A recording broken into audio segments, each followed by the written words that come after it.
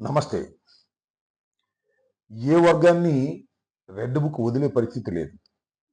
సచివాలయ ఉద్యోగుల మీద కూడా కక్ష సాధించే కార్యక్రమంలో రెడ్ బుక్‌ను ప్రయోగించేటటువంటి ప్రయత్నం రాత్రి పోలీసు వారు చేశారు. సచివాలయంలో ఎన్నిక జరగటం అనేది సహజమైనటువంటి అంశం. త్వరలో క్యాంటీన్ ఎన్నికలు జరుగుతా ఉన్నాయి. అంటే క్యాంటీన్‌కి సంబంధించినటువంటి సంఘాన్ని ఎన్నుకునేటటువంటి ఎన్నిక ఒకటి జరుగుతా ఉంది. దీనికి క్యాంటీన్‌కి పోటీ చేస్తున్నటువంటి అధ్యక్షుడిగా పోటీ చేస్తున్నటువంటి ఒకానొక వ్యక్తి ఒక డిన్నర్ పార్టీని ఏర్పాటు చేశాడు. ఆ డిన్నర్ పార్టీకి సచివాలయ ఉద్యోగులందరినీ పిలిచాడు. అంటే తన ఓటర్లందరినీ పిలిచాడనుకోండి. పిలిచి వారికి డిన్నర్ పార్టీ ఇచ్చి, మీ ఓట్లన్నీ నాకే వేసి గెలిపించండి అర్థించడం కోసం. ఇది ఎన్నికల్లో నిలబడిన వారు ఎవరైనా చేసేటటువంటి సహజమైనటువంటి కార్యక్రమమే. రాజకీయ నాయకుల దగ్గర నుంచి, ఉద్యోగ సంఘాల దగ్గర నుంచి, విద్యార్థి సంఘాల దగ్గర నుంచి, లేదా టీచర్ సంఘాల దగ్గర నుంచి అందరూ కూడా ఇదే విధమైన కార్యక్రమాలు చేస్తుంటారు. దీనికి వెంకటరామిరెడ్డిని ఆహ్వానించారు.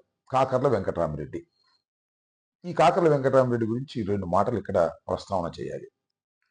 కాకర్ల వెంకటరామిరెడ్డి సచివాలయ ఉద్యోగ సంఘానికి అధ్యక్షుడిగా ఎన్నిక కాబడినవాడు.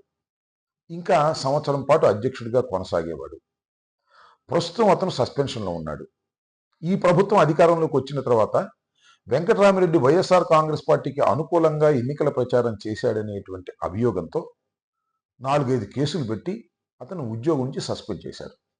ఆ సస్పెండ్ చేయబడినటువంటి వెంకటరామిరెడ్డిని కూడా దీనికి ఆహ్వానించారు. వెంకటరామిరెడ్డి గారు కూడా వెళ్ళాడు. బహుశా వెంకటరామిరెడ్డి ఈ డిన్నర్ పార్టీ ఇస్తున్నటువంటి వ్యక్తికి సపోర్ట్ చేసే వ్యక్తి అయి ఉండవచ్చును. ఆ సంఘం కూడా సపోర్ట్ చేసే సంఘం కావచ్చును.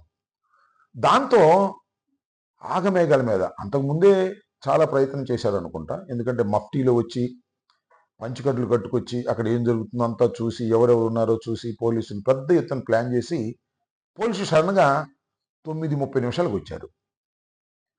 పోలీసులు అంటే ఏదో 2, 3 పోలీసులు కాదు.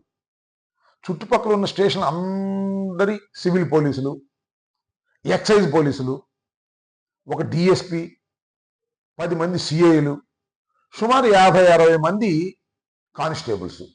అంటే ఒక పెద్ద ఘోరం నేరం జరుగుతుంటే ఏ విధంగా పోలీస్ రెస్పాండ్ కావాలో అంతకన్నా ఎక్కువ స్థాయిలో రెస్పాండ్ అయ్యి అక్కడికి వచ్చి మీరు పర్మిషన్ లేకోకుండా ఇక్కడ సమావేశం పెట్టి మందు తాగుతున్నారు అని టకటక ఎక్సైజ్ డిపార్ట్మెంట్ వాళ్ళు తలుచుకుంటే ఏమైనా చేయగలరు కదా. టకటక 4-5 విస్కీ బాటిల్స్, ఒక 4-5 బీర్ బాటిల్స్ పెట్టి మీ మీద కేసు బుక్ చేస్తున్నాం, మిమ్మల్ని అందరినీ అరెస్ట్ చేస్తున్నాం, మీరు అందరూ పోలీస్ స్టేషన్కి రండి అని అన్నారు.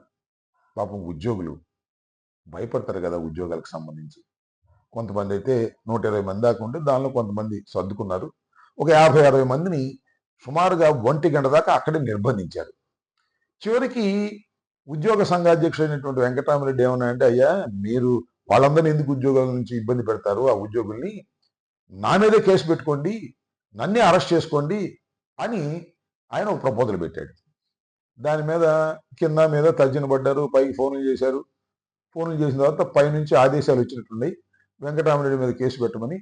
వెంకటరామిరెడ్డి మీద కేసు పెట్టారు. రాత్రి 1:30 వెంకటరామిరెడ్డిని 41 నోటీస్ ఇచ్చి పంపించారు. ఇది జరుగుతున్నటువంటి తంతు.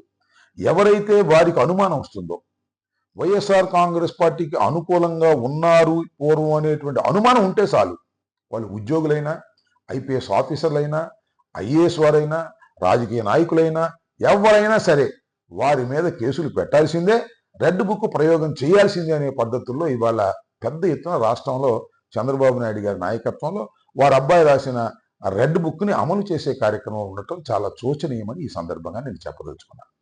ఇక్కడ ఇంకొక అంశాన్ని కూడా మీ ద్వారా వారికి గుర్తు చేయాలి. మీరు రెడ్ బుక్ ప్రయోగం చేసి భయపెట్టాలనే బాధితులు ఉన్నారే, ఆ బాధితులందరూ ఏకమైతే మీరు భయపడాల్సిన పరిస్థితి వస్తుంది.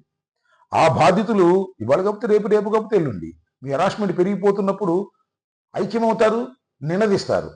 నాకు ఈ సందర్భంలో ఒకటి గుర్తొస్తుంది, చాలా పెద్ద మాట అనుకోండి అది. కార్ల్ మార్క్స్ ప్రపంచ కార్మికులారా ఏకం కండి అని నినదిస్తే పీడిత తాడిత జనం కార్మికులు ఏకమై ప్రపంచంలో అప్పుడున్నటువంటి రాజ్యాలను కూల్చి ప్రజారాజ్యాలను ఏర్పాటు చేసుకున్నారు. అలాగే రెడ్ బుక్ బాధితులు అందామా లేక లోకేష్ బాధితులు అందామా, బాధితులందరూ ఏకమవ్వాలి అనే నినాదం వచ్చిందనుకోండి, బాధితులందరూ ఏకమై మిమ్ముల్ని బాధితులు చేసేటటువంటి పరిస్థితి కూడా ఈ రాష్ట్రంలో వస్తుంది.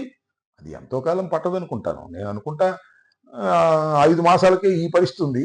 1 సంవత్సరం తర్వాత బాధితులందరూ ఏకం కావాల్సిన పరిస్థితి ఏర్పడే విధంగా మీరు చేస్తున్నారు. ఇది సరైనటువంటి పద్ధతి కాదు అని కూడా ఈ సందర్భంగా నేను చెప్పదలుచుకున్నాను. ఎవరైతే ఈ విధంగా బాధితులు ఉన్నారో వారందరికీ కూడా వైఎస్ఆర్ కాంగ్రెస్ పార్టీ అండగా ఉంటుందని కూడా మీ ద్వారా వారికి తెలియపరుస్తున్నాను. ఇప్పటికైనా లోకేష్ తన రెడ్ బుక్ రాజ్యాంగాన్ని అమలు చేయటం ఆపాల్సినటువంటి అవసరం ఉందని వారికి హెచ్చరిస్తున్నాను. తర్వాత వారి ఇష్టం. Thank you.